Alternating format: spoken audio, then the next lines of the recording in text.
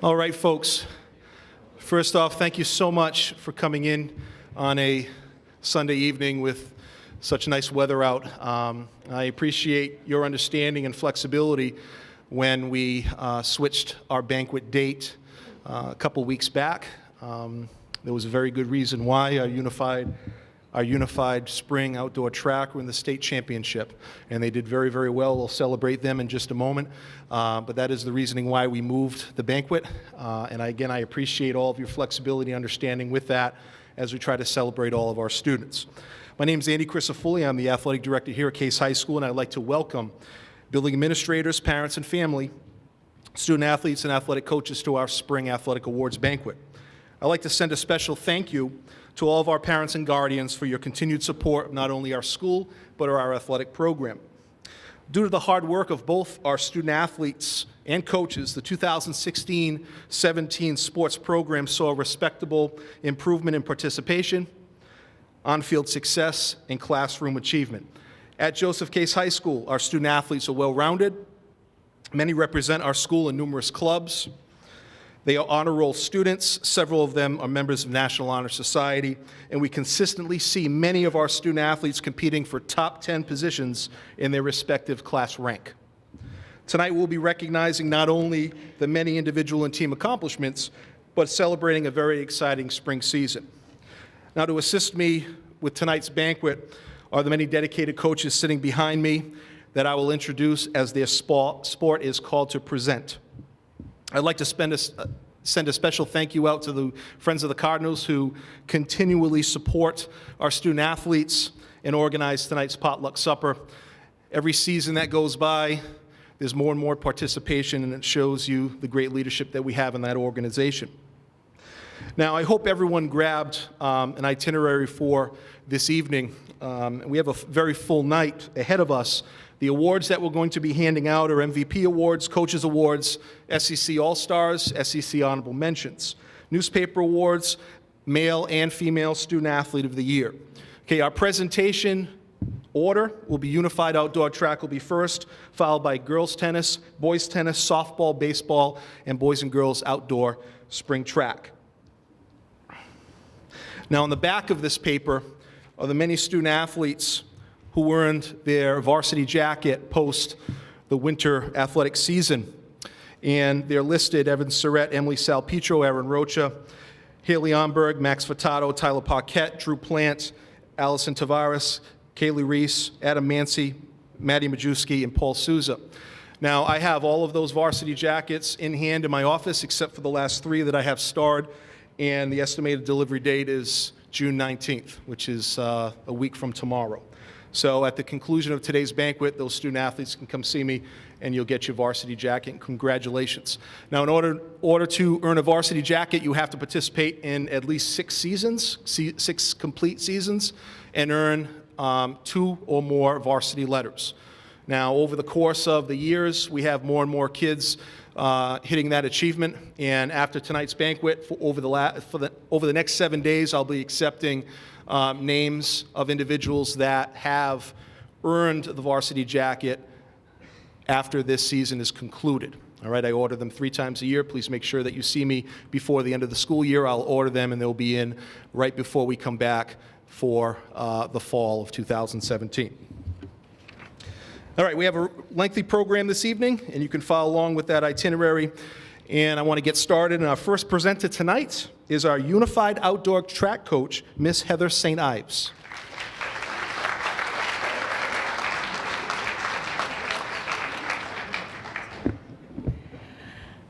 I would like to begin by thanking all the people involved in helping us bring unified track to Case. This would not have gotten off the ground without Mrs. Julie Gorell. Her passion has been the driving force behind this season. I am also grateful for the support from Superintendent John Robidoux, our principal Brian McCann, and our athletic director Andy Crisafulli. It was late in the year when we asked to form this new team, but we received nothing but support and excitement. All of them even made it to meets to cheer on these athletes. Along with Mrs. Gorell, Dave Singletary and Katie Dawson enthusiastically volunteered right away to assist in coaching this team. Without their dedication, none of this would have been possible. And a special thanks to all the parents and students who were part of this first unified team here at CASE. If you're wondering what unified sports are, which we've been asked a lot, it's a team that's made up of students with and without intellectual disabilities. Each athlete is able to compete at their own level of athletic ability. For track, that means that each event is divided into several sections in order to remain competitive for everyone. When I began this journey, I was told that coaching this team would be a unique and amazing experience, and it certainly was that. Most of our team had never been part of a competitive school sport before. These new student athletes were truly new to all of it. From learning about track and field, going to practice, staying after school, learning to run on cue, which we had to practice quite a bit. These may seem like little things, but to some, these obstacles are overwhelming. So my goal for this first season was to simply get comfortable with being part of a team and to teach them about the sport. These new student athletes, with the leadership of experienced partners such as Samantha Borges and Amber Arruda, soared past those goals and beyond my expectations for this team. On a day that there was a meet or a practice, the excitement in the Arch program was hard to contain. In fact, Seth Thomas often started talking about it the day before. Megan Silva and Taylor Sarnecki were the social butterflies of the team, and these two kept things light and fun while always being willing to work. At our first meet, I was blown away by the sportsmanship on this team. Abigail Boudre wasn't about to only cheer for her teammates, she cheered for everyone, and very enthusiastically. We were the only team that spread out across the field to cheer for our 400-meter runners all the way around. And one of my favorite moments of the season was when Victoria Ferry joined that race about 200 meters in to help Seth Thomas finish his race. After the first meet, I could already see everyone's confidence growing. Everyone was more comfortable and ready to take more risks. They didn't seem to need me. They started calling Sam coach. I'm pretty sure that they were joking, but they definitely looked up to her. I believe that this is an example of why unified sports are so important. The peer role models really helped increase self-esteem and independence for everyone on the team. Together, this team surpassed all the goals I had for this season. We were able to celebrate 5 first-place championships in our first ever state meet, along with 4 second place and a 3rd place finish. To our surprise, out of the 16 Division II teams there, we got 2nd place as a team overall. This was truly amazing, and I'm so proud of everybody on this team for their hard work and perseverance. There are many other accomplishments, however, like Vicky taking off at the sound of the whistle instead of after everybody else had already passed the finish line. Regardless of when she started, though, you can't help but smile and feel joy when she's waving at all of her fans as she runs her race. Jack Furtado surprised us all, moving faster than we ever expected on the track. Alex Raposo and Jessica Santos were 2 of the most focused and hardworking competitors. I believe talents were discovered and self-esteem blossomed for these new student athletes beyond what anyone expected. Nathan Sarnecki and Joshua Hocketlotz began with 1 event, and they slowly showed more interest in other events as you could see them realizing their own potential and talents. Mackenzie Green showed off her running abilities and was able to achieve personal goals beyond the track. Amber Arruda was not just a great leader, she was a role model, pushing herself to beat her personal scores and placing 1st in the 100-meter and 2nd in shot put. As you can probably tell, I've never given a speech like this, and I've actually been nervous about it from day 1. And the only reason I'm up here is because this team has really inspired me to push myself as well. The growth that I witnessed this season, whether it was in the competition or in the social aspects of sports, was incredible. I believe the biggest lesson here is never to underestimate anyone, especially yourself. Unified sports gives these students an opportunity to discover talents, to push themselves, to build confidence, and make connections. I hope that the accomplishments of this season are a reminder to all to take a risk and get out of your comfort zone, because you can achieve more than you think you can. And I can't say enough how proud I am of everyone. But on to the awards. This was a team coaching decision. And we would like to present our first coach's award to a student athlete who was always willing to try the new event. She was quite possibly the most excited about track days, mostly because she wanted to see all of her friends. Her cheerful demeanor and supportive attitude added a lot of fun to this experience. She improved throughout the season in the long jump, resulting in a second-place medal at States. We will miss her next season. Congratulations, Megan Silva.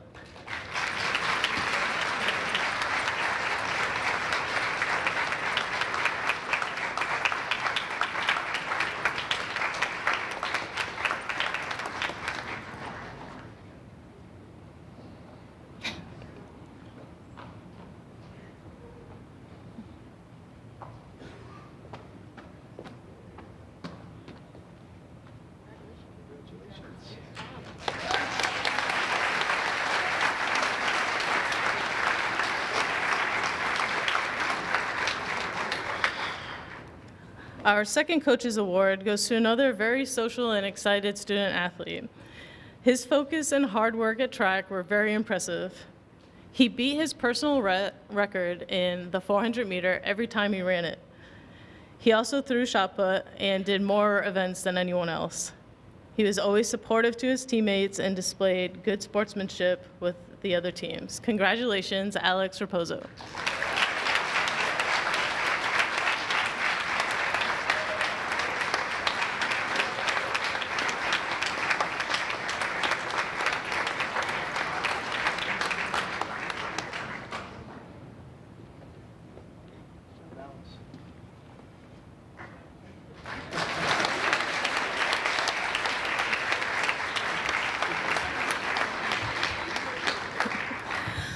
Our final award is the MVP.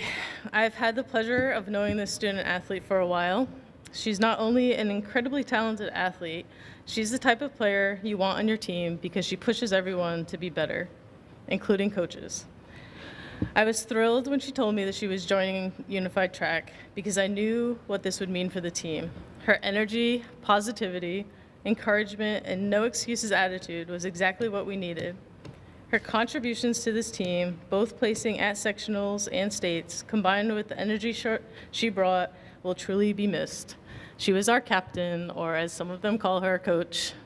Congratulations, Samantha Borges.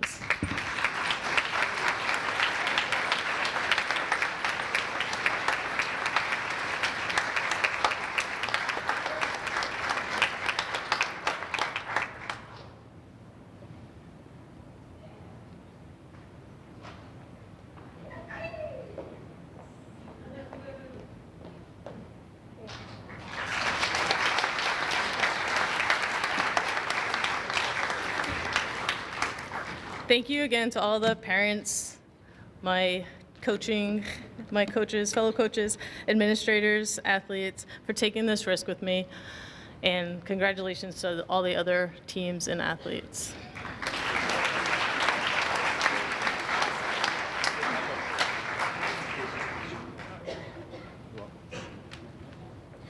Thank you, Coach St. Ives. Just a reminder to any student athletes who are award winners, as far as any certificates or plaques or female or male athlete of the year, please stick around post-banquet so we can get our pictures taken in the gymnasium. George Austin from The Spectator is here. We thank him again for his continued support and the support of that newspaper. Okay, moving forward, girls tennis, Mr. Dustin DuPont.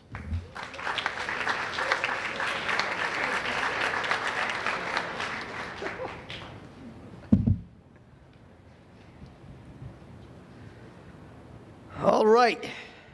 How's everyone doing tonight? What a special evening this is. I'd like to start by acknowledging one team in particular, and that's the one up here on this stage. Give it up for these selfless and dedicated coaches, and for an AD who will stop at nothing to support us. Thank you, guys.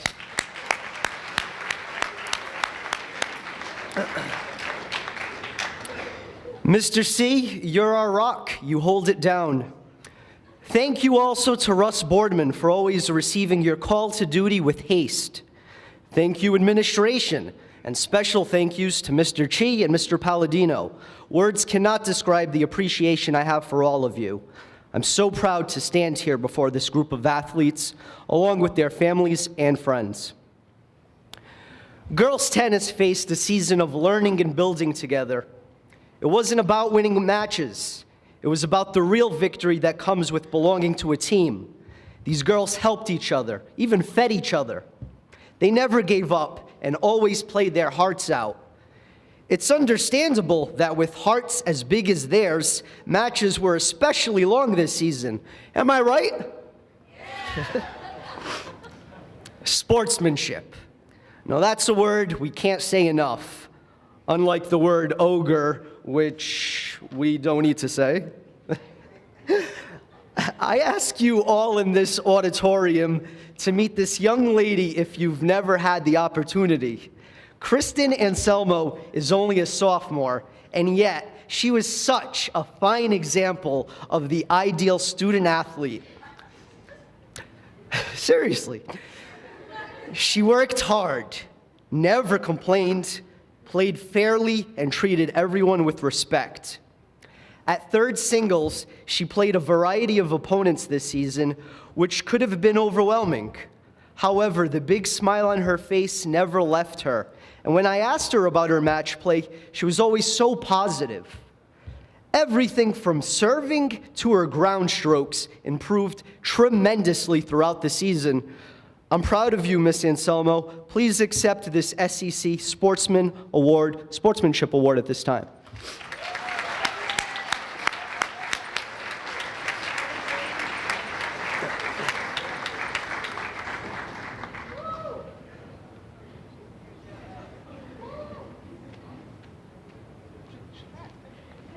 There you go. Congratulations. Welcome.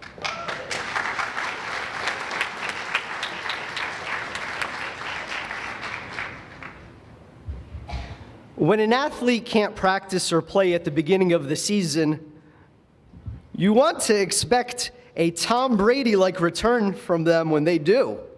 This next girl couldn't wait to start her season at second singles. Playing at third last year warmed her up for this role, and after an injury, she rejoined the team, racket swinging. Haley Armberg is one of the most versatile players on the team, and just a fun athlete to watch play. Her backhand has developed so well that you may even hope for an opponent to hit to it. I'd love to award her a coach's award because she has shown so much effort and drive this year, joined with her exemplary attitude. Next year will be a huge year for you as a senior, Haley. You will help guide the team to its success. Let's hear it for Miss Haley Armberg.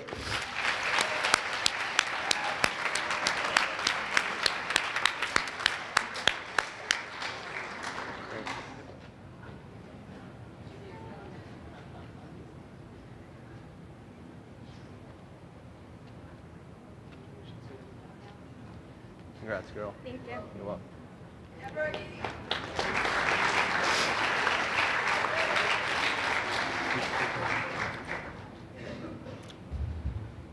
The team's captains this year include Julia Bushel and Madison Majewski. Naming them captains couldn't have been easier, since they've devoted themselves completely to the team since they first entered the program.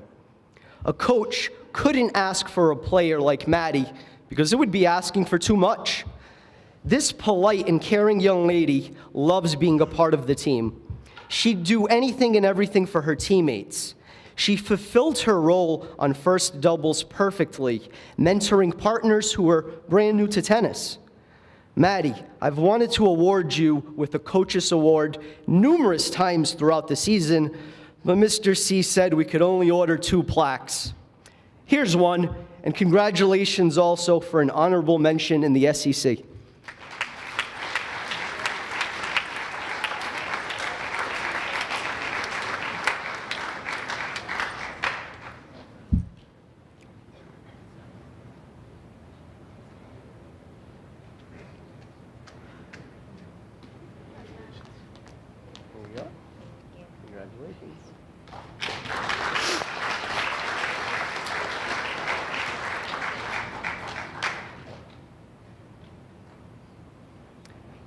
So I'm very excited to quote a parent for the first time since I've been given these speeches. Quote, "There is no tougher girl I know." These words may mean as much to you as they do to me if you know this season's girls tennis MVP. An honorable mention in the SEC and named a Herald News All-Star, Julia Bushell played tough all season long at first singles, as everyone knew she would. Playing against the best of each school didn't intimidate her in the least. She welcomed the battles. Long rally after long rally, 3-set matches, and even in a doubleheader, it's no wonder why the nickname La Reina still suits her. Her 4 wins were for matches played with the same exact passion that she brought to every match she played during her high school career. It's amazing that this young lady started playing varsity her freshman year and has been a vital part of the program for 4 years. To quote her now, quote, "Practices where I get to help the other girls are my favorite." Now that's what you call a true captain and most valuable player. Come on up, Julia. The team will miss you.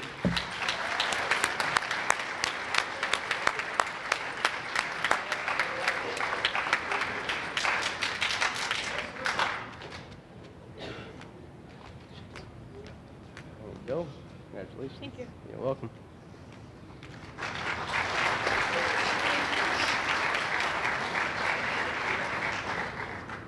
Finally, I'd like to shout out the players who also helped this season be a great one. Newcomers, Michaela Bushell and Jamie Travis earned varsity letters. Yes, thank you. Also earning varsity letters, returnees Courtney Jacobson and Olivia Bellini. And our JV includes Shaylee Ollerhead, Kaylin Beaupre, Kyla Zora, and Sophia Miranda, also great.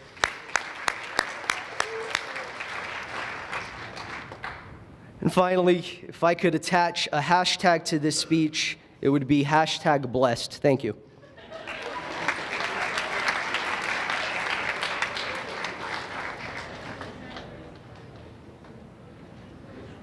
Thank you, Coach. Outstanding job as usual. Okay, we're gonna move forward here to our boys tennis program. Will Kenyon, are you ready?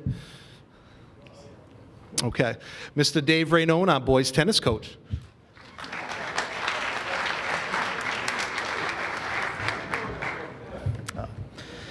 Well, after a bunch of losing seasons in a row, I think it was 17 to be exact, pretty good, not so good, almost good. Now a couple of really good ones. So it hadn't taken too long before we actually expect to win as a team. We go out there in the court. Last year we got into the state tournament for the first time in almost 20 years. We improved a little bit this year. We got into the state tournament again, so that's 2 years in a row. Might not seem too much old Rochester, but to Case High, that was pretty historic, so you guys should really be proud. I'm pretty excited about it. The other teams in the SEC are not so eager to play us any longer. They don't chalk up automatic wins. This was really the first time in almost 20 years that we finally had enough talent to actually achieve a lot of stuff and still have fun at the same time. For the most part, we've been together for about 3 years. I think just about I think everyone's a junior on the team. They started as freshmen. So we got 1 more year to go together. We'd like to make that a great year. I'm going to try to move it quickly tonight. I'm going to give some awards instead of just an awards section. I'll probably talk about each student athlete and give the award out then.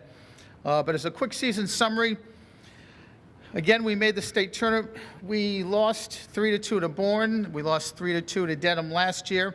Hopefully we can make it through around next year. We had the best start ever that we've ever had that I can remember. We were 6-2 at one point. We ended up 10-9.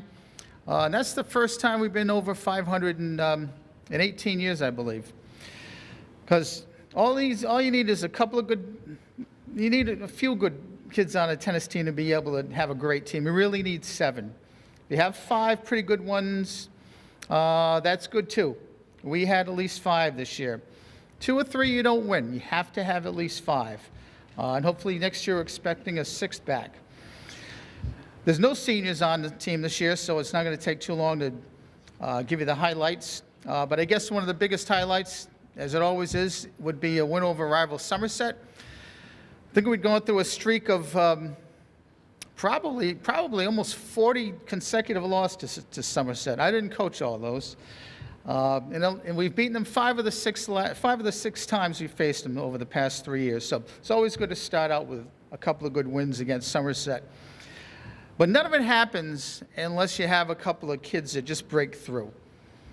And it was a total surprise on the team this year. Brad Martell played out of position, played first doubles, was kind of forced to be moved up from second doubles. We usually have one of the best doubles teams in the conference, but I thought we might be a little weak with Brad moving up to maybe a level he wasn't used to playing. So being an expert evaluated talent, I wasn't sure if we'd be that strong at first doubles. Brad was 15-2. That's how good a talent evaluator I was, including a win in the state tournament over Bourne with his partner, Will Kenyon. He was a complete surprise. Another great player on the team, Will Kenyon. You call him sort of the tennis sage. He's a little silent assassin. He's coy, sort of lurks in the background. He's a winner. His family, the Kenyons, are pretty much one of the bedrocks of the case of doubles over the last, 25 years, from his father and his Uncle John, to cousin Jake, to brother Andrew, to brother Nick, and now we've got another one.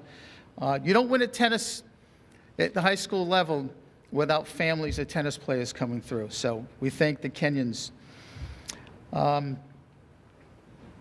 might as well give out the award to Will right now instead of going through the whole thing.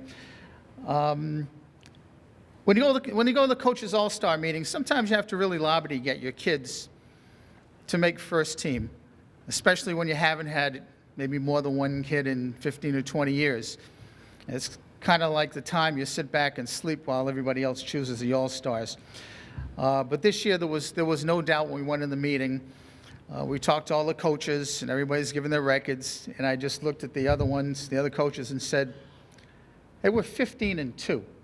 Don't tell me these kids don't belong there. And automatically, you guys are on. So we're going to give out an award tonight to Will Kenyon. He's an SEC first-team All-Star, as well as Brad Martell.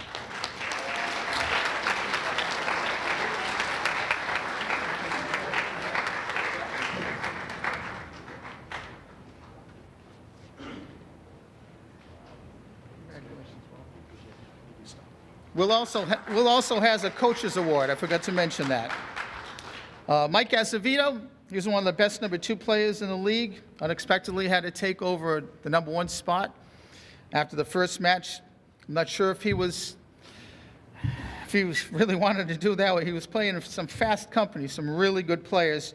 But he managed to hang in there, get 5 wins, and beat Somerset's number 1. The next person, Duran Allerhead. He grew so much over the summer, and he improved his game from last year. He was our rock at second doubles. You never knew who his partner was going to be, and he was asked to take charge of whoever the revolving partner was going to be now that Brad Martell had moved up. I'd say in the end, Duran did pretty darn well. He was 11-5, including 2 wins over Somerset. Duran is also an SCC Honorable Mention All-Star. So come on up and get your award.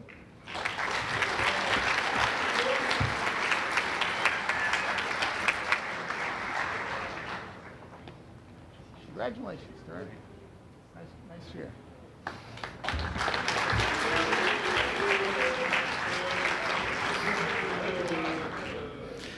Mac DeShane, if there was one player who played absolutely selfishly this year without a complaint, it was Mac. He sucked it up. I mean, we plucked him off the best doubles team, or arguably the best doubles team in the SEC. We had to play him at second singles. It was a position he wasn't used to. It was a position he probably shouldn't be playing. He's a doubles player.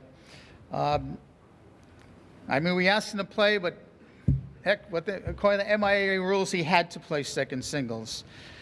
I mean, he was a dominant doubles player, enough to where he's got potential to play in college with that kind of talent and skill. And we asked him to play singles. That was very difficult.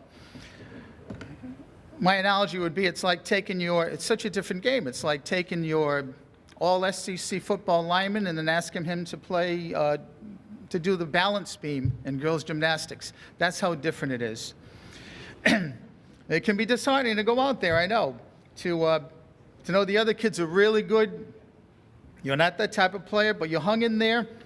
We couldn't have made the tournament without that sacrifice. He was egoless. He put the team first. Again, it's like asking Big Papi to play shortstop. He might have used some questionable single strategy at some times. Couldn't wait to try to hit the ball from behind his back a few times, but he knew I'd take him off the court. But seriously, I have nothing but respect for you, Mac, for what you did this year. Without your sacrifice, honestly, we couldn't have made the tournament. No question. So I just want to make sure everyone knows here that I thank him. You got nothing to prove to me about character, but that's the kind of family you come from. You're a contender. He would have been all SEC as a first doubles player. Instead, he gave it up for a team. Enough said, a coach's award for Mac.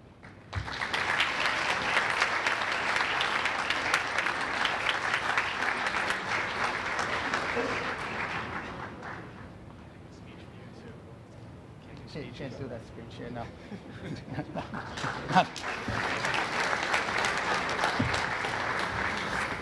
But you can't win without a pretty good supporting cast. Like I said, we played a little bit shorthanded all year. We had a lot of inexperienced players playing there for the first time. A lot of the kids I didn't expect to play well, but they did. Mike Bisbano won 4 matches, broke more strings than anybody on the team. Ben Silvera won 5 matches, always ready to play. Very, very selfless young man. Jamison Ward won 4. Henning Anderson played in his first match that lasted forever. Ben Cavallo, we used to threaten him that we'd actually put him in a varsity match. He played well in his JV matches. And Ethan Hickey, who summed it all up and said, "Coach, I just want to have fun." And he did. I learned all about the farming business from him by the end of the year. Yeah, when I retire, I'm going to have green acres. I'll be using Zeb. You all know there's a lot more to learn than just hitting a tennis ball around the court.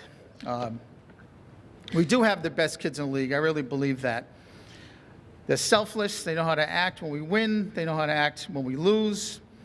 They know we'll pull them off the court if they don't act with class and dignity, if they don't represent the town, the families, the parents with class, the school with class. And honestly, believe me, every coach in the SEC enjoys coming to Swansea to play case because of our kids. Let's see, I think I have, because we messed up a little bit. Oh, okay, we'll go to the MVP. To me, the MVP is for the young man who is responsible for the team's winning, or the person you really can't do without. With this team, we won 10 matches.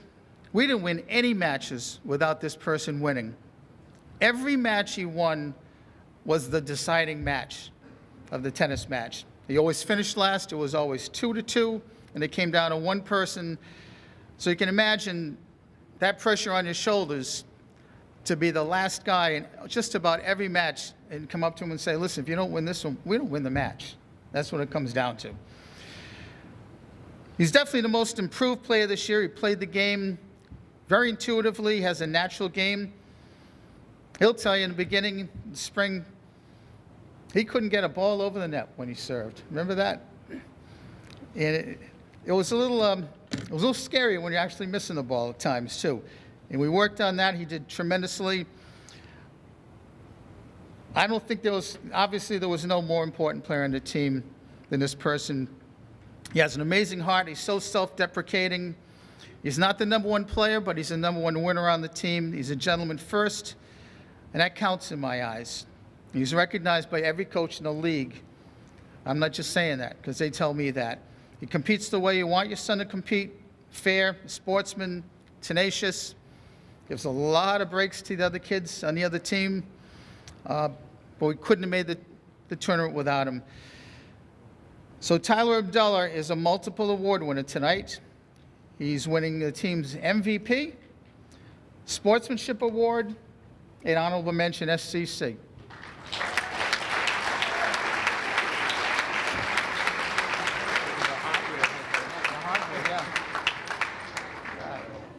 I'll be there for the bean soup. Okay.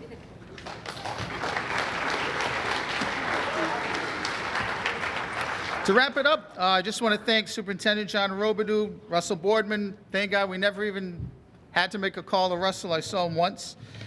Andy Christofoli for rescheduling just about every match that got rained out. Principal Brian McCann, the Friends of the Cardinals, the athletes' families, and the parents. Heck, I've never seen so many parents come to so many matches, leave work, go down to Bourne. It's absolutely amazing, the support. Steve and Melissa Kenyon, they never missed. The Deshanes, Ellen and Dick. It's hard to think of them as just parents. They're just great friends. Mr. Abdullah, Mr. Ward was there quite a bit. Jay Arlahead, who I know way too much from Case High School days here to divulge in front of Duran. His sister Kristen and his wife. Mike Azevedo's mom for donating a case of tennis balls so he'd have enough when our kids hit him over the fence and to finish practices. If I'm forgetting anyone, I apologize. But I'll tell you, coaching in this community is very, very special. And I'm not always sure that all the coaches, well, I'm sure they do, but maybe sometimes you don't appreciate what we have here. It's not like this everywhere, as my student athletes will attest when I tell them stories about where I teach. So it's appreciative that I work with your children. Thank you.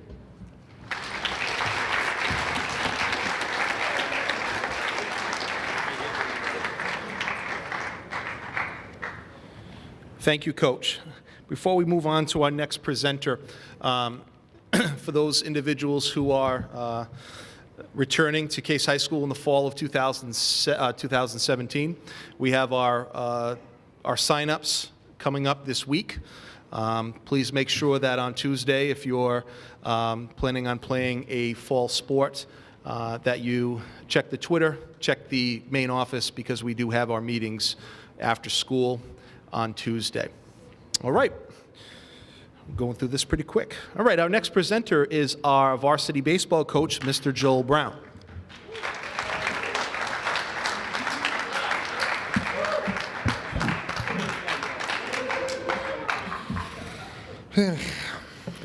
Good evening. Let me start by thanking some people. First of all, parents who are continually supportive, continually coming over and complimenting the team, complimenting the facilities, complimenting every aspect of the baseball program. I know there's a lot of driving. I know there's a lot of time, so I want to thank the parents. Friends of the Cardinals, Mr. McCann, Mr. Costa, Mr. Christofoli, Mr. Boardman. I didn't see him. I wish he was here. He really plays a big part of every program, and he deserves a lot more thanks than I feel like he gets. But he is very important to the sports program here. I want to thank Coach McCarthy and Coach Reese, who had the freshman team and the JV team this year. Both of them are new to the program. Both of them did a very, very good job. They melded into the program nicely, and were very successful. All the kids brought into their style of coaching, and by the end of the season, they all had complimentary records to show for it, and I think that in the years to come, I'm really excited to see the program, what it's going to look like in a couple of years, because they're learning the game really well, and they've bought into the program very well as well. So I think it's going to be great looking forward. Again, this is my 5th or 6th year coaching. We've maintained every season 3 teams, freshman, JV, and varsity. And that's a rarity, and it's becoming more and more rare as we look forward. And I think it's a compliment to the youth program that we have, to the junior high program, and to the dedication of the kids that come into high school wanting to be part of the baseball program. And so, again, it's something that's a compliment to the entire program. Last person I want to thank is Lance Machado, who really worked hard on the baseball field this season. He put a lot of preseason work into it, fenced it all around, put it in the warning track, and he worked really hard on it. And I went to a lot of the other fields, and the ADs were out there, and they were raking, they were lining it, or the coaches were doing it. Coaches were getting up at 7 o'clock in the morning to take care of the field, and that's not an issue I ever had to deal with. So Lance Machado worked really hard and deserves a lot of credit for it. As far as the season goes, it was a tough one. The record that we finished with was not representative of how the season was or the talent on our team. We walked into the season feeling like that we were going to be very successful. Walking in, we had very solid pitching. We had very solid numbers last year as far as leading the SEC in a lot of hitting categories. And we walked into the season really feeling like we were going to go very far with it. And throughout the entire season, we stayed competitive. We went up against the state champion twice and stayed strong against them. All the SEC was fairly solid this year on the top end. And we stayed in it with there was a lot of 1, 2, 3-run games, and it was tough to fall on the wrong side of it. But throughout the entire season long, we knew that there was no team that was definitely going to beat us. And so I think that as a team, as a program, we went in with that attitude, knowing that no game is unwinnable, and it showed a lot of dedication and heart that these guys had. We had a problem in seasons past. Where's the intensity? Where's the fire when we fell behind? And that wasn't an issue with these guys. No matter what circumstances were, they were up, they were loud, they were excited to be there. And that stayed the same even after we lost contention for postseason. When we knew we weren't going to be in it, these guys still walked away from every game or went into every game saying, we're going to win, we're going to win, we're going to win. And, you know, there was a lot of unsung heroes.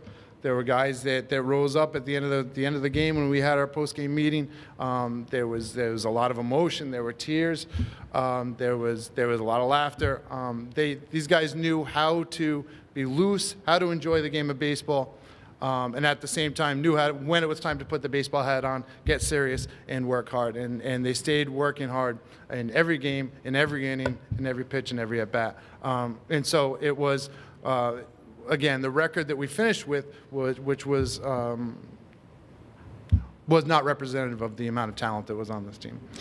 Let me give out the awards. It's unfortunate the first 2 awards that I want to give, they're not here. I talked to a couple of guys and said they weren't going to be able to make it because of work problems.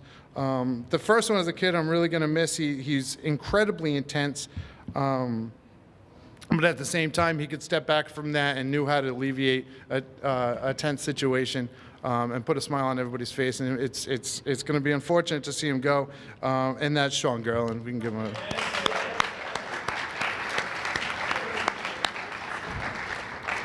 The second player that I wanted to give an award to received the SEC Sportsmanship Award. This is a kid that did anything that was asked of him. When he got out and played, he played hard. He was intense. And he was really cute. He was a kid that was fun to watch for a lot of different reasons. And that's a SEC Sportsmanship Award goes to Jason Gadry.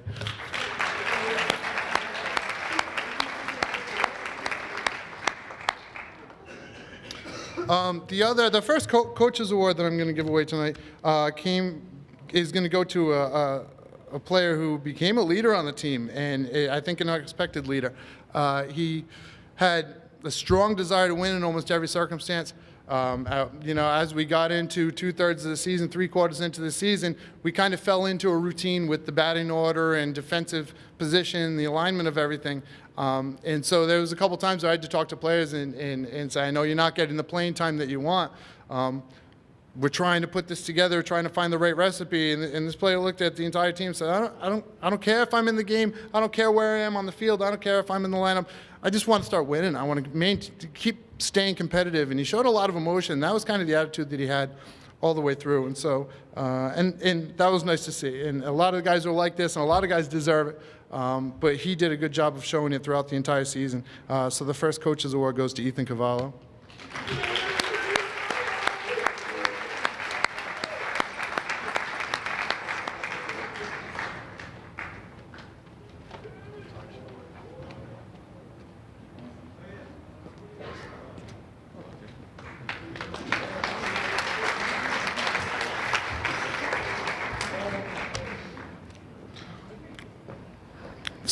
second coach's award goes to a player that's already feared by most of the SEC.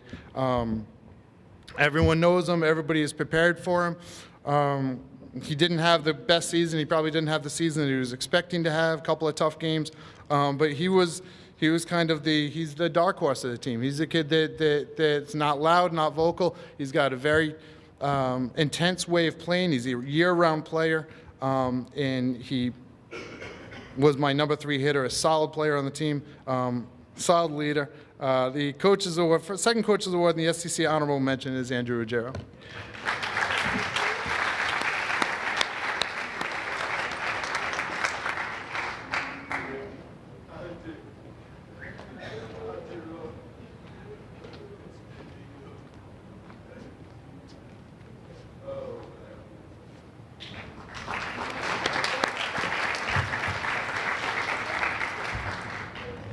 I am so proud to give the team MVP award to Tim Silva. Tim and I had an interesting season together. Tim makes everyone happy around him. He really became a leader on the team. He came out at the beginning of the season and really showed a lot of early fire, really got a lot of people on his side. He was a solid hitter. He hit over 400. He was a unanimous SEC All-Star. Everyone knew that if we're in a tough situation in a game, the person we want coming up to play is Tim Silva. He was a great hitter. He played well defensively. He became a starting pitcher for us and was effective on the mound. And when there were issues, when we didn't see things eye to eye, we knew that we could come back together and figure out how to set the problem right, how to move forward with it in a professional, an appropriate way. And he's a kid that the baseball program is going to miss, and that's Tim Silva. Unanimous SEC All-Star and MVP of the team.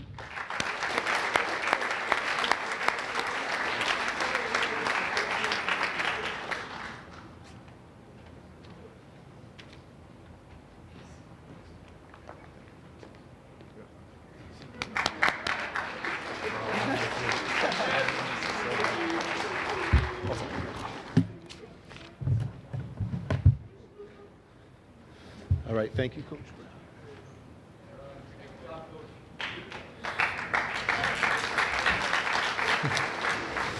Okay, I'm not following my own itinerary here. I apologize to Coach Gonzalez. I skipped over her. But our next presenter this evening is our girls' varsity softball coach, Miss Michaela Gonzalez.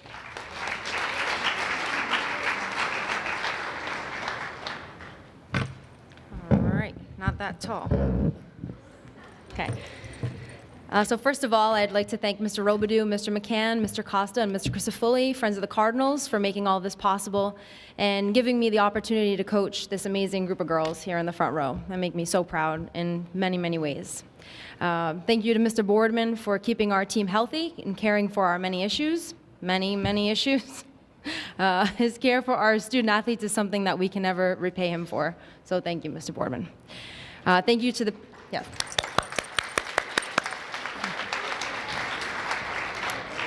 Thank you to the parents who supported our team through it all and instilling in your daughters the values they need to be a part of a program like ours.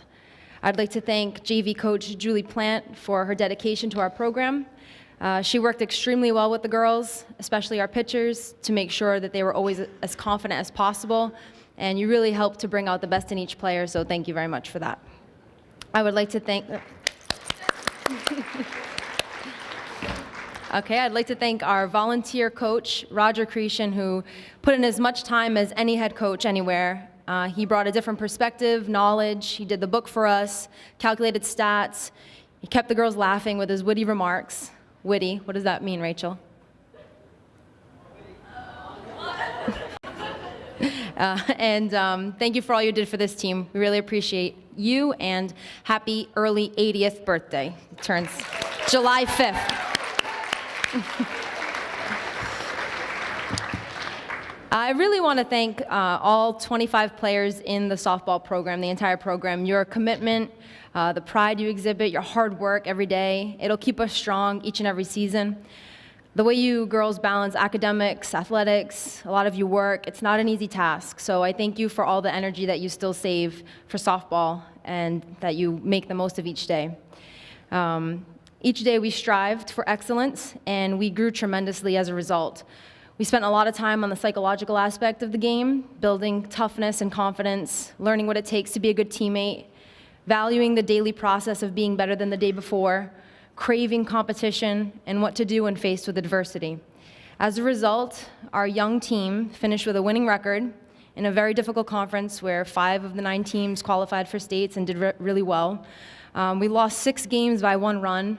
Again, a couple areas where we lacked experience, but to hang in there with really, really tough opponents was a really, really good thing. And we had the closest game in the entire postseason against Norton. We only lost 1-0 to them, and apparently they were this untouchable team, and we were only the 15th seed, and we weren't supposed to do anything crazy, and we only lost 1-0, and we kind of scared them a little bit, and so I hope you girls always remember that. Beyond the softball field, I know that you girls are learning lessons that will better you as people in life, and we say that softball is the portal, and we learn all that we need to be successful people through that portal, and I'm so grateful to be able to work with you girls every day. It really is #a blessing.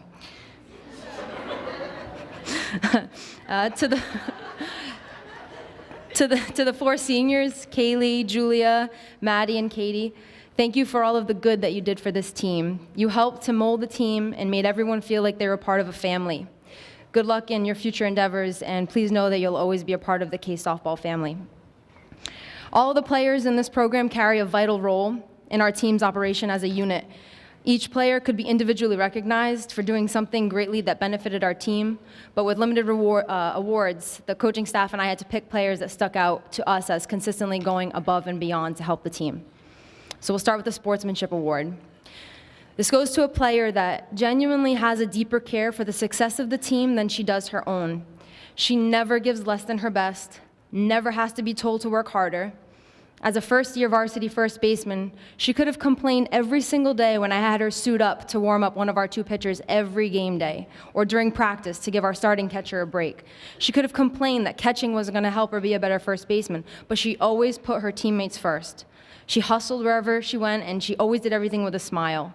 She stayed after practice on various occasions to get extra reps for first base, and she did a great job at that position all season long. So thank you for your selflessness, and congratulations, Kylie Lecomte.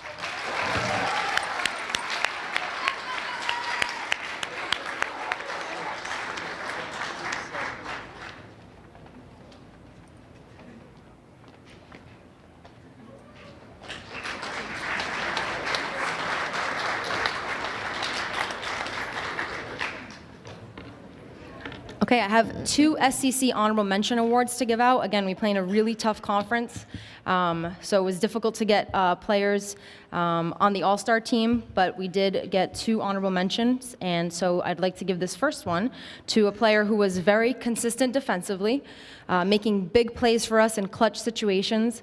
She also batted just under 400, and she used her variety of hitting options up to bat. She used her speed to put pressure on the defense, and she helped out with kind of giving us a feel for opposing pitchers as our leadoff. Her confidence, her focus, and her drive make her a great competitor, very fierce, and we're very, very fortunate to have her again for another year. Congratulations to Fallon Marchand.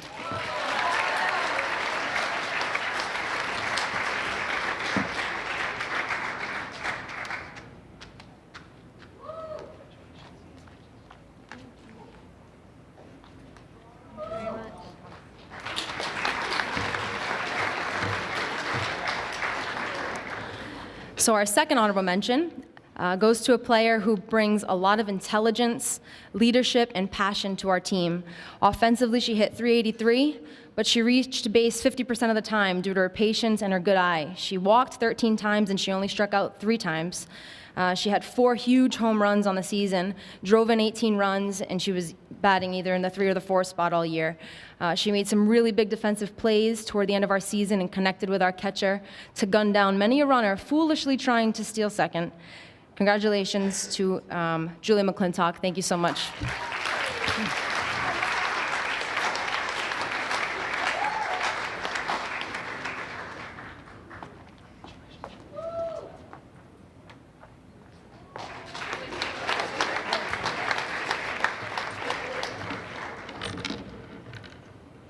The next award is one of our two coaches awards. Okay? This individual is a role model student and athlete.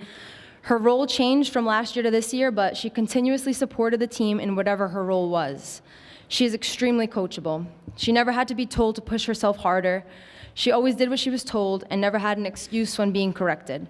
She always left 100% effort on the field, and there was always a 100% chance that she'd leave practice with scrapes, bruises, or ripped pants. She was extremely responsible as one of our captains this year, always making sure that everything was all set before leaving, even when she had places to be. She put the team's needs first. She made coaching her over the past 4 years an absolute joy. Congratulations, Katie LePage.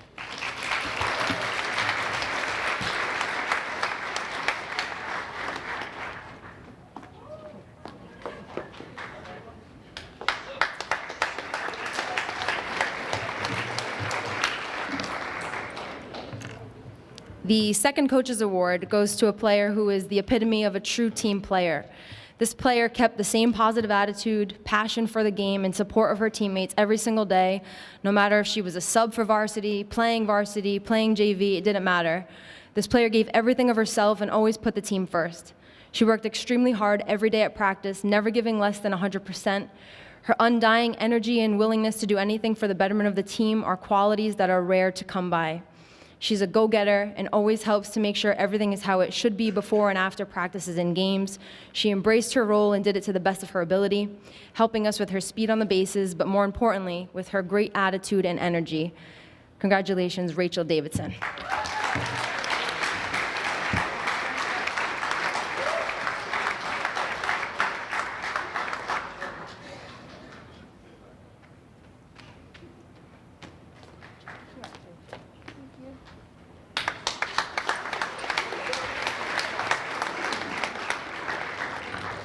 So our last awards go to the same individual.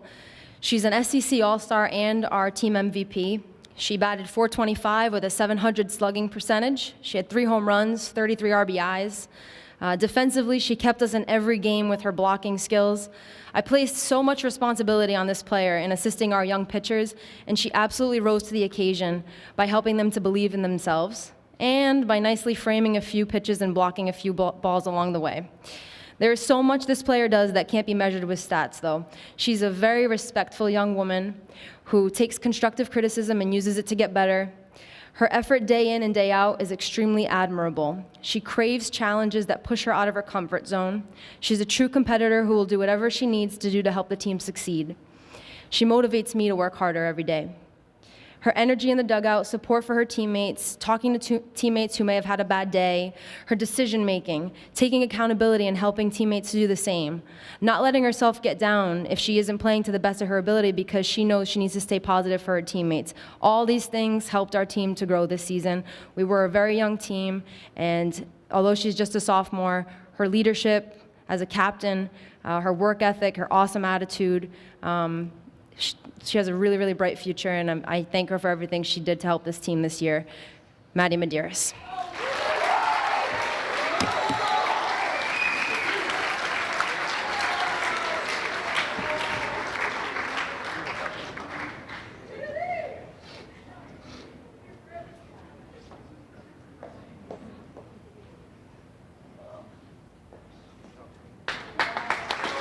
Thank you.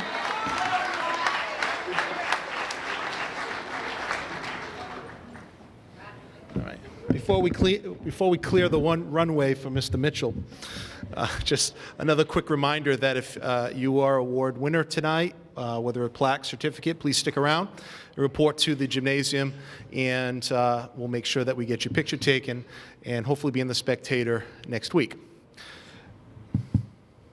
Now, without further ado, our boys and girls outdoor track coach, Mr. Robert Mitchell.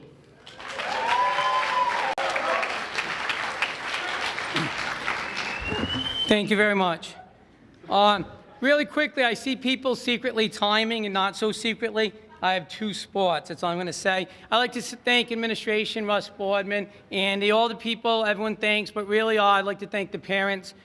Track's a different thing. They go to meet and there's a lot of downtime. Sometimes they have 5 or 6 hours, so you get to know the parents really well and you depend on them. Nothing's more important than Mr. Michael beating us to a meet that's like an hour away and set up a tent for us when it's really hot out. We did have some of those days, and we're going to be out there for 4 or 5 hours. So I really like to thank the parents, my assistants, coaches. Coach Tim Irish does a lot behind the scenes, a lot on the computer, entering people. You don't understand what that's like. If they're not entered, if it's not done properly, they don't get to compete in the meet. And there's so many things about whether they qualify or not that other sports really don't have to worry about. So I really appreciate the effort he puts forth in that. And Coach Agile, who's turned our throwing program into the best probably in the conference, and a program that's going to compete at the state level. And just really quickly before I get into the girls team, I'm going to say places. I'll try not to say too many times or distances because you really don't know what those are. But when I say someone's third in the SEC, fourth, fifth, it doesn't sound that good. There's 9 teams. At the bigger meets, if someone got second at the state meet, there were 60 kids there maybe, and another 100, 200 that didn't qualify. So if we say someone's third in the SEC meet, that means on 7 teams, they'd be the actual best performer. And the other 2 people I like to thank, I almost forgot, is Vice Principal Chris Costa has become the biggest track fan in the building. He talks about the SEC meet. It takes me a second to realize he's talking about college SEC that he now watches on TV, so I thank him for support. And, of course, Mac DeShane. Now, again, to the girls. Last year I said we didn't win a meet. We didn't have many girls. And I said if we could get high numbers, they'd be one of the most improved teams in the school. I don't know if we had a lot of high numbers, but as a team, they improved dramatically. They swept Wareham and Bourne at that meet, and they nearly beat Seekonk. And we don't have as many meets. That'd be the same as having 5 wins for another sport. The team was a great blend of established veterans and exciting newcomers. At the SEC meet, we only took 6 girls. 5 of them placed, and 4 of them placed in more than one event. Probably my best day of the season was when I went with the coach's invitation. We hit the ice cream barn afterwards. The one school record I think that fell was a 4x200, which was Meredith Castro, Megan Borges, Rebecca Prue, and Lauren Mello. For the Sportsmanship Award, she's not here today, and I think we're missing a few people. I know it got switched, so some people had other commitments, but I can't think of a better reason to postpone it than the unified track team, which I think is the big star of the show tonight.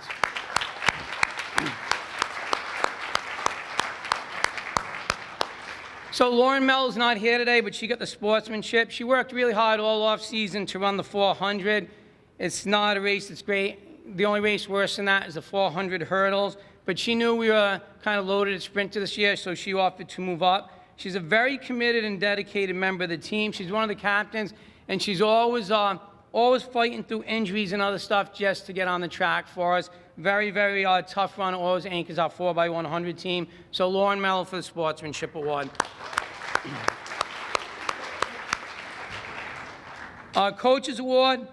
First one, we have 1 distance runner for the girls, which is really important to have because otherwise you would just let those events be swept. And when they call out those events, you say, Case has no one. I don't want that to happen because this young lady, it didn't happen. So she'd run 2 of the 3 races. So sometimes I have sprinters like, oh, I'm going to run the 400 and the 4x4. She would run the mile and the 800 at the same meet against really great competition. I think she ended her season on a high note by qualifying for the SEC championship in the 800.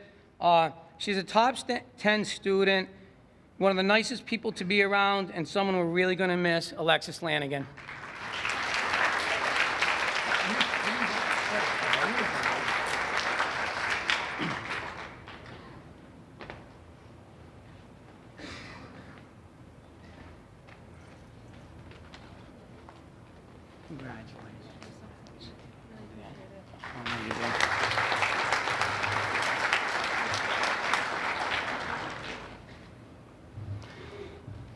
I'll go right to the other Coaches Award. This person won a Coaches Award and was an SEC All-Star. It's one of the people I like to talk to the most every single day, but I don't like to talk about her because it's impossible to do justice. She's in the graduating class valedictorian and one of the most universally well-respected students I've ever met. We spent, the sprinters and I, the guy sprinters, we spent hours trying to find someone that doesn't like Lauren Davidson. We didn't find anyone. Rachel was our best hope, but she likes her sister, so it didn't work out. She was third in the high jump and the javelin at the SEC, and she qualified for the states. in both events. Her mere presence, even if kids are just talking trash, fooling around, if Lauren walks up, everyone stops. Her mere presence at practice makes everyone around her a better person. She's the only athlete I've ever been around when practice is over. She goes, "I'm all done, coach, I'll make my rounds." And people are waiting to say goodbye to her. And if she leaves without saying goodbye, no one's happy. When I ask her to work with the younger kids, whenever I'm talking like this at practice, she just puts her arm out and some younger kid or someone goes right next to her. So she's someone, someday we might be able to replace her in the high jump and javelin, but I don't know how we'll ever replace her as an athlete and leader on the team. Lauren Davidson.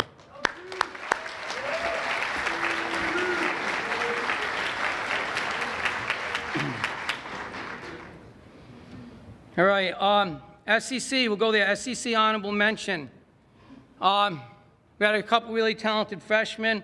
One of them's grown up playing soccer and basketball, and then she decided to try track. The other sports might be her favorite, but track is her best sport, the one she's best at. The 400 hurdles, we're going to try at the hurdles. The 400 hurdles is something you try someone at, let them work up, and maybe next year you let them run a race. We put her in right away. She won races by amazing distances. She qualified for SEC. She qualified for states. Instead, we ran in the 200. She was 4th in the SECs in the 200. Out of 9 teams, everyone put in their best runners, mostly seniors. She was 4th. She also is on the 4x100 team that has state qualifying time, and she runs the corners on the relay as well as anyone I've ever seen. So I was going to say she's a future star, but she's not. She's already a star, Megan Borges.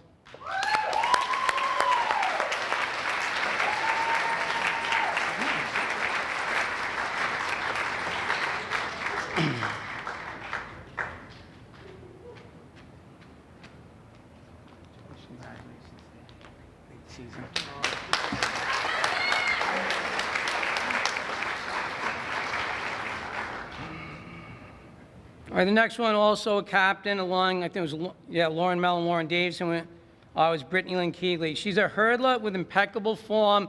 She finished her season the way people should finish their seasons, with her best performances. She has impeccable form. At the end of the year, she went to the SEC. She got 4th. And hurdling, as our hurdlers will tell you, it's unbelievably competitive in our conference. And in the preliminary, she pulled out a 17.25, which is one of the fastest times we've had in a few years here. So we were really pleased with that. Until in the finals, she ran a 17.21. And then she came back in the States and broke 17, which I did not see coming. I don't think she did either, but it sets the bar really high for her next year. She also was 11th in the state meet. 69.7, trying to break into the top 10, which is really amazing. I'm sure she'll be there next year. She also ran a leg of the successful 4x100 team.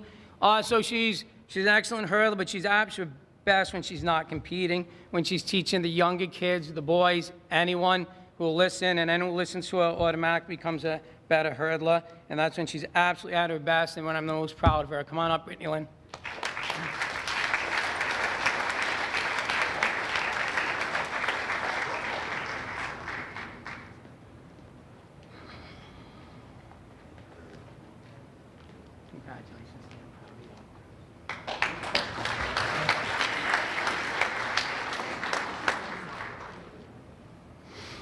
Of all those people who won an award, they've also all turned in their uniforms, which the next person has not.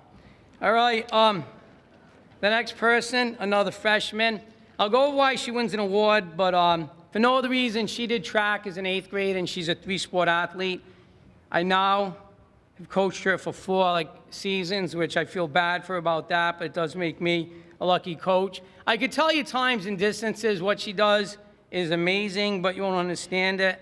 You know, I say she triple jumps 30 to 11, that's amazing, but most of you haven't seen a triple jump, you don't know what that means. So I'll just say she's one of the best pure athletes I've ever been around. And that's with no qualifiers. That's not for high school athletes, freshman athletes, even male athletes. I ran track and cross country in college, and she's as great an athlete as I've ever been around. For the season, she scored over 100 points, which puts her, only other 2 people in that company are Brendan Kosh and Kyle Kohler. She does 4 events against DR. First outdoor meet, we'll try you. DR's a really strong track program. She won the 100, got 2nd in the 200. So we added the long jump. At her first meet, she won the long jump. And then we added the triple jump.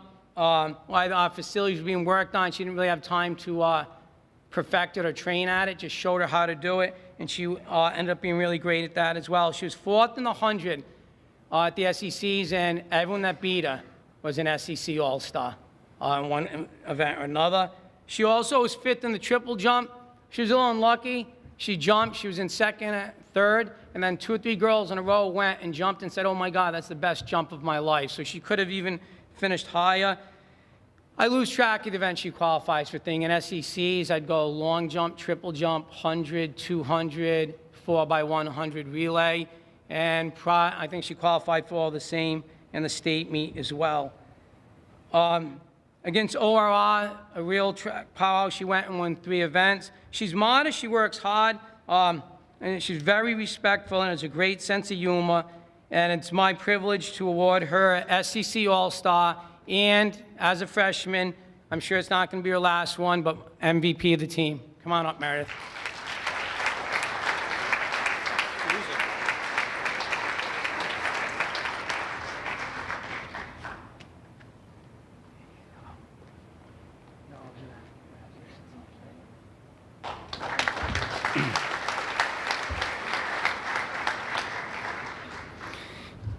Now for the boys' team. I feel the boys, I got to act a little more excited because I wasn't all season. People would say, "Oh, you got 2nd in the SECs, 10th in the state."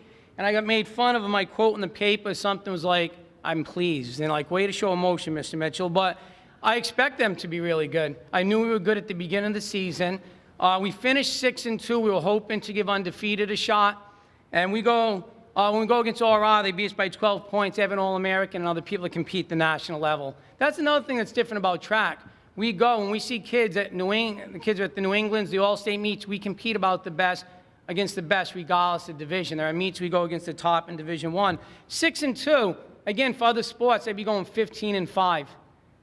Not many boys, and not most other teams, like if we're looking at not football, but basketball, other sports, sometimes you have 20 matches. So just to put that in perspective, we're one of the few teams to have a record like that.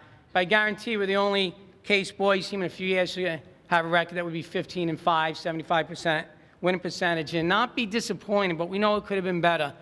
We lost to ORR, again, a dominant program, and upon a quit, we had 2 of our top 3 points getters around a school and like really sick for 3 or 4 day period. So they were lucky, and they know they were. All right, we started this season by dominating the SEC relays. There were 14 events. We put people in 12. In 12 events, we won 6 and took 2nd and 2. We were 6 at the D4 relays. These are teams where there's 30, 40 schools, if not more. 4th at the state relays. 2nd in the SECs. 3 years ago, we got 32 points. Last year, we got 72. And this year, we had 109. And as I said, we're 10th in the state. I hate going over this because I know I'll forget someone, but school records, the 4x100 fell. The 4x200 fell. The 4x400 went. And the 4x8 didn't go, but our distance runners stepped up big at SEC, at the SEC meet. We were not in 2nd for a while. It came to the relays. There's 3 relays. We took 1st, 2 firsts, and a 2nd. And again, I'll probably mess it up, but our 4x1 team, you guys correct me if I'm wrong, we won the SEC relays. We took 2nd at D4 states. We won the SEC championship, and we took 3rd at the state meet. Sound good? Excellent. All right, starting off the awards. And what I'm really happy about this year is to have a couple more throwers come up here, because the throwers work as hard as anyone else, but there's, distance runners have cross-country, indoor, and outdoor track. Sprinters have 2 seasons, but for the throws indoors, there's only shot put. They have 1 event. Isaac Tuckerson's going to come up here later. He's good at everything. That's his 3rd best event, but he has to spend a whole season just doing that because there's no other throwing events. So when you're indoors and then have 1 event, it's tough to get them up the state here on the stage. And that's why, if you remember during the winter, you saw the dominant sprinters and the distance runners one after another and waiting for throws to come up. So I think this is a good opportunity to recognize what they've done. All right, let me start. I'll just go in the order I have it. The first SEC honorable mention. He was on the 4x1 and 4x200 teams that set school records. I'm saying school records and it's honorable mention. That's how high we set the bar. He was third in the SEC at the 200. His best ones, we went to small school, which is like 50, 60 schools, freshman, sophomore meet, and he made it in the final in 3 different events. The 100, the 200, and the long jump. Unfortunately, he was a bit injured that day, and we had to shut him down a little bit. He has a sense of humor. I find him very funny, but he doesn't miss practice, and he works every rep hard. He may make you laugh between reps, but he's very serious. And he's like having another coach on the team. He's always willing to coach the other athletes, even if he's never done their event. Come on up, Chris Costa.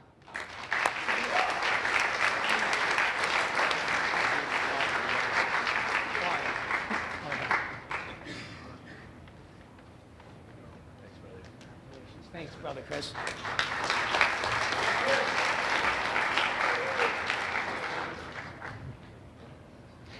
The other honorable mention is someone who's just all about track, loyal member of the team, very dedicated. He's known for getting off to his fast starts. He always teaches other kids how to use the blocks. If I say there's a sprint team with a school record, I don't care if I'm talking indoor, outdoor, just assume this kid is on it. In the States, he was 4th, couldn't move on to the All-States because of an injury. At the SEC, he was 2nd. And second, how fast is he for the football guys? If you remember Wareham, and anyone who went to that football game, see Wareham play, you remember Isaac Nascimento, their quarterback. Runs for hundreds of yards. He's uncatchable. I think Noah's beat him probably 2 out of the last 3 times, not 3 out of the last 3 times. So come on up, Noah Coit.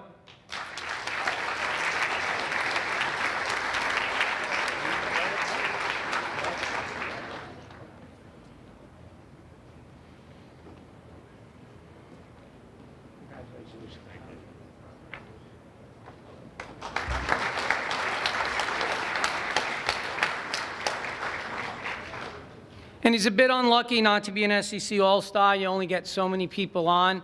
But I said he was 2nd in the 100. Some teams like DR has 30, 40 kids that run the 100. So in the SEC, more than 300 kids easily ran the 100, and he was 2nd. All right. Now to Coach's Award. This young man couldn't be here.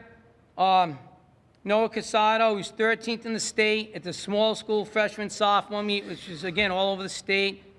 He took 3rd. He was 3rd in the SEC as just a sophomore. And you line him up against these guys, these seniors, that they're just beasts. These huge, huge men now. And Noah's looking at them, but he doesn't realize they're looking at him and saying, this is a kid I've seen bench 3 million pounds on YouTube. So, he's going to be a force in the conference. He already is at the state level. He's an animal in the weight room, but the throwing is very technical sport. They're some of the most intelligent athletes on the team. They laugh a lot. They might not act like it, but when they're done in the weight room, you can see them in the hallways even without one, going through the steps, trying to perfect their craft. He's a respectful young man, and one of my favorite things about him was one day, he was just a little bit late for the bus, and we went to this big meet. We had triple jump duty, and he sat out there raking the triple jump for flight after flight, helping out the team any way he can. So let's just give it up for Noah Casado.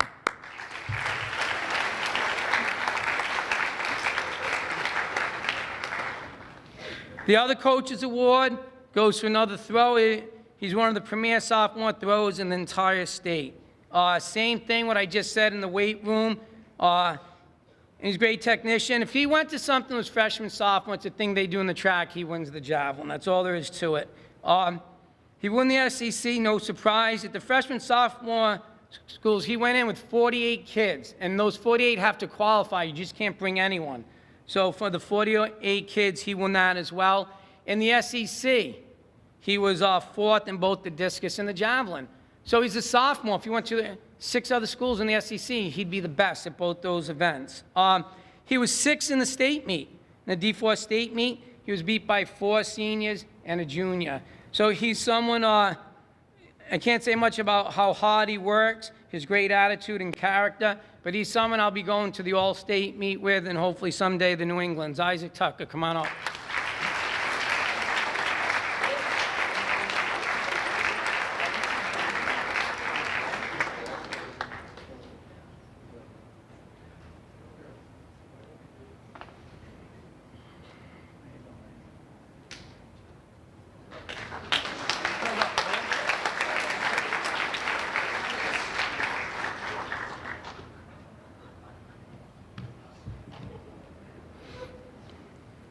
The next one was also someone that helps younger athletes and other athletes in his event. He throws a shot for us as well, but he's been a specialist in the discus. And you hear me say it a lot, helps other kids. There's more events going on than there are coaches. It's the craziest thing, track. I yell at them to get to all their events, and there's so many going on at once. You can have people qualifying 3 or 4 events. You can have Isaac running 100 yards back and forth between the discus. So there's literally, besides coaching them, there's kids come back from the event sometimes, and I didn't see him do it. And I say, how'd you do? And he's trying to make sure everyone's always checked in on time. And we do rely on the older athletes to work with the younger athletes. In the discus, he was second at the prestigious Sunset meet. Again, he's another great technician. At the state meet, he was 8th, but he's an SCC All-Star. Not honorable mention, All-Star for taking second in the discus. Come on up, Paul Souza.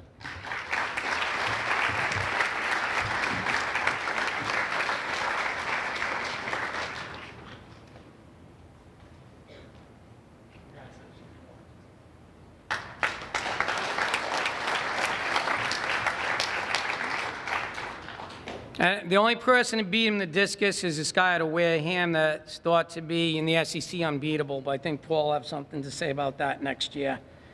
All right, the next person is tough to talk about because I've written articles on him.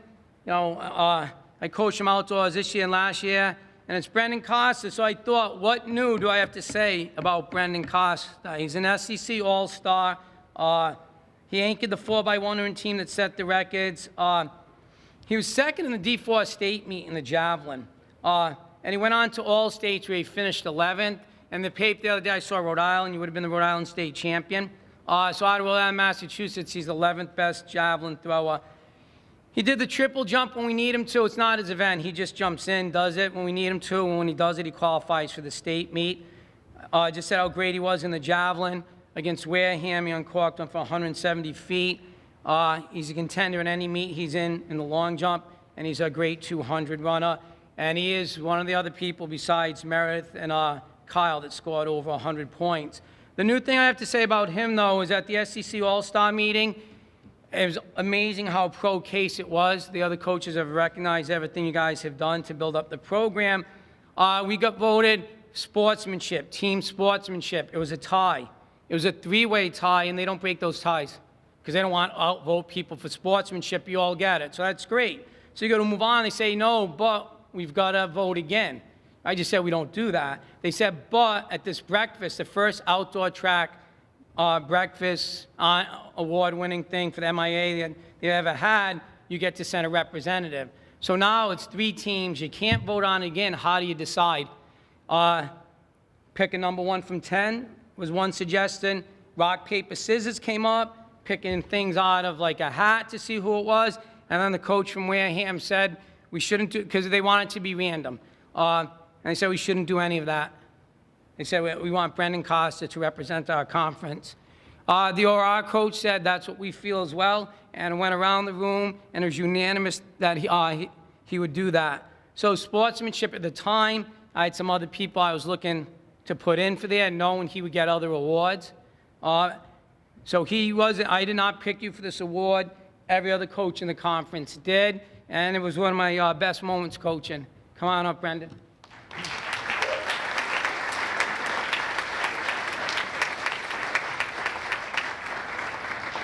And I don't know if I even mentioned it, and he's an SEC All-Star again. Way to go, Mr. Kyle.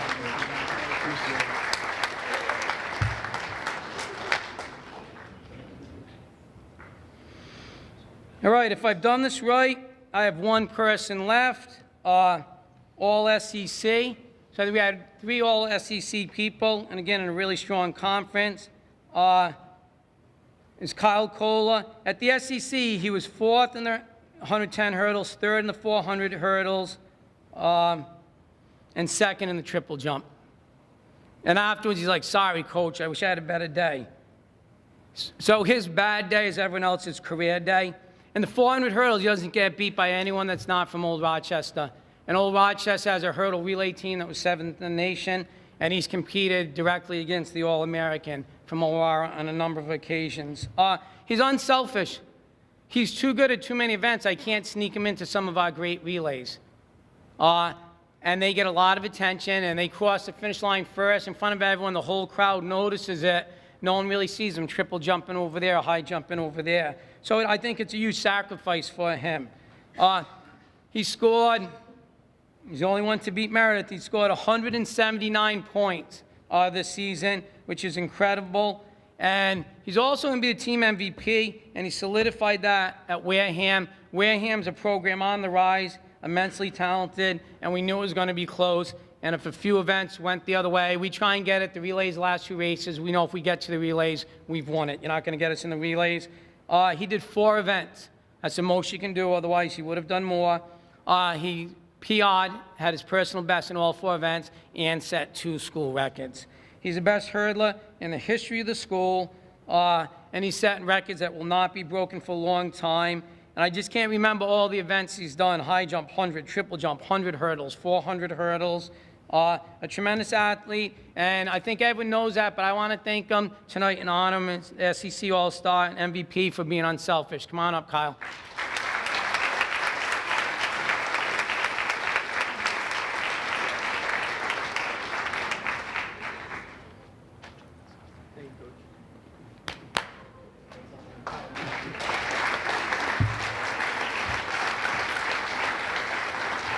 Thank you very much. I do like to see other coaches follow my examples of hashtags, so I'm just going to leave a hashtag very blessed.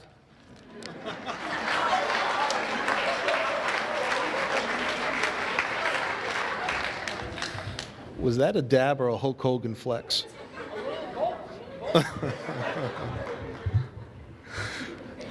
Okay. Now, before we move on to announcing the male and female student athlete of the year, I'd like to again remind winners of awards, please to stick around. Also, make sure that you come up to the stage post-banquet. For those letter winners, you'll get a letter and a pin. And also the varsity jacket winners, please see me after the banquet in my office, with the exception of the 3 that will be here hopefully next Monday. Okay. Athlete of the year for both girls and boys. I'll take a moment to describe and explain the process, and then we'll move forward to announcing the 2 winners. Now, roughly middle of May, I ask for all head coaches of all 3 seasons to nominate individuals who they think and feel are deserving of these 2 prestigious awards. And over a course of a week, I get nominations. Once those nominations come through, I gather information from coaches of all the accomplishments, and then I send another email out for the final vote. So every head coach in our athletic department gets a vote, both for boys and both for girls. So their votes are tallied by me, and then our awards are ordered. All right, we will announce the female athlete of the year first. Now, both of these student athletes that are going to be winning these awards are 3 sports student athletes. I'm not going to repeat their accomplishments of the spring season. Their coaches have done a phenomenal job of sharing those with you this evening. Now, our female student athlete of the year is a 3-sport athlete for all 4 years. She participated in the sports of girls basketball, tennis, and volleyball. On our volleyball Division III state championship team, she was a captain, a letter winner, and also was a recipient of All-State, voted by the Massachusetts Volleyball Coaches Association. She was a Herald News All-Star and also honorable mention in our South Coast Conference. Moving into basketball, she was our leading scorer. She was our team MVP. She was our Dave Cowens Award nominee, which is one person or one senior from each team in this area. It's about 24, 25 teams present a nominee, and there's an overall winner. But Julia was our representative. She was also a honorable mention SEC All-Star and team captain in all 3 sports. So our 2016-17 female Athlete of the Year is Julia Bushel.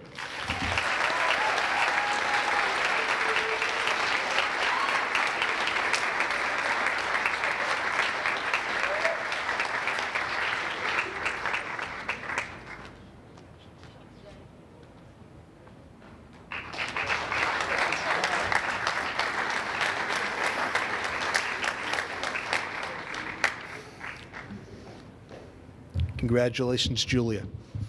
Okay, for boys, another three-sport student athlete. He has been in our building for 3 years. He spent his first year at New Bedford High School, also participating in 3 sports. And to the best of my knowledge, I believe he's won, I think, 10 varsity letters in his 4 years of athletics in high school. He is a outdoor track student athlete, which Mr. Mitchell shared with you his accomplishments. He was the team captain and leading scorer for our boys basketball team, not only as a senior, but also as a junior. He was our Dave Cowens nominee for the same award that Julia was nominated for. Rewinding, I should say, to the football season, in, I would say, the last 25 years, he's probably the most prolific student athlete football player that we've had here in this building. He holds mostly all of the passing records in our school, some of the rushing records in our school. He was the nominee for the Dave Cowens Award, which is just like the Otto Graham Award, just like the Dave Cowens, in which one student athlete, senior, is selected from each school, and I believe there's 24. And he is our first time that we've won the award was this year in Brendan in December. So that is a phenomenal accomplishment. And so without further ado, our male student athlete of the year is Brendan Costa.